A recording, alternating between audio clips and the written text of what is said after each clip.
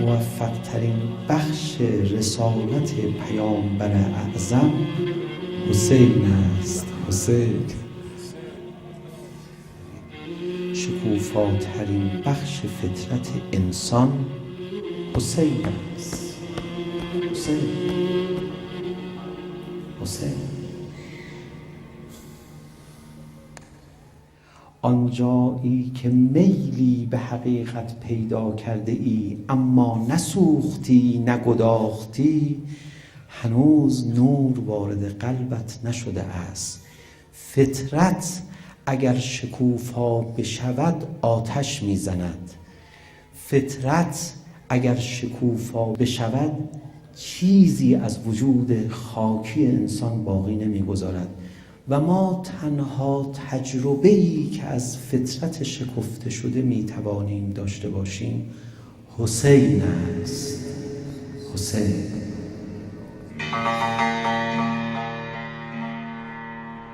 میگه آقا یه چیزی رو زیاد حرفشو بزنی از چشم آدم میفته، زیاد تکرار بشه از چشم آدم میفته. دوری و دوستی، شنیدید اینو؟ پس چرا من هرچی میگم حسین از چشمم نمیفته؟ چرا؟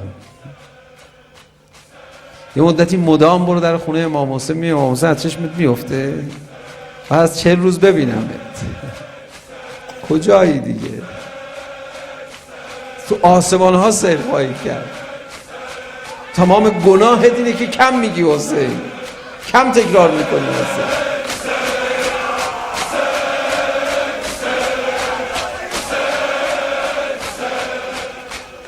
سوال نکن دیگه.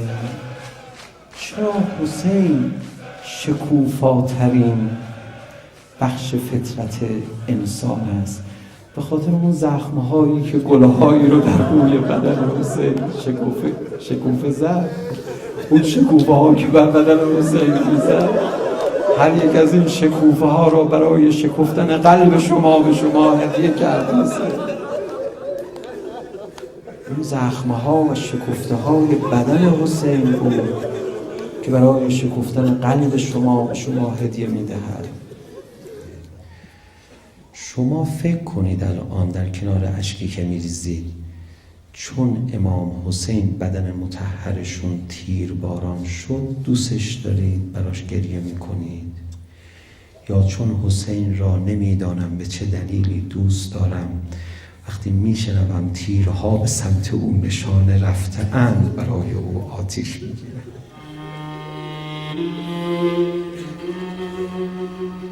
فکر کنید. آرام من حسین، آرام من حسین، فرار من به سوی توست حسین.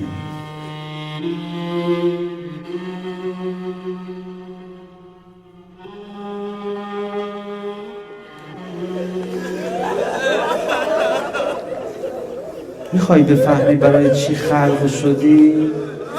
برو کنار ضریح حسین بنشین، یه آه عمیق میکشی، میگه خدایا ممنونتم منو خلقم کردی. الان به خودم رسیدم. مجلس عزا مجلس شکوفایی فطرت ماست، به همین دلیل لذت میبریم، لذتی که اهل عیش و نوش در عالم نمیبرن. شما که نه امام حسین رو دیدید، نه صدای نازنین رو شنیدید، نه قربت او رو از نزدیک چشیدید، اینجوری برای امام حسین دارید اشک میریزید. حق داشت مسلم ابن عقیل بالای دارد زار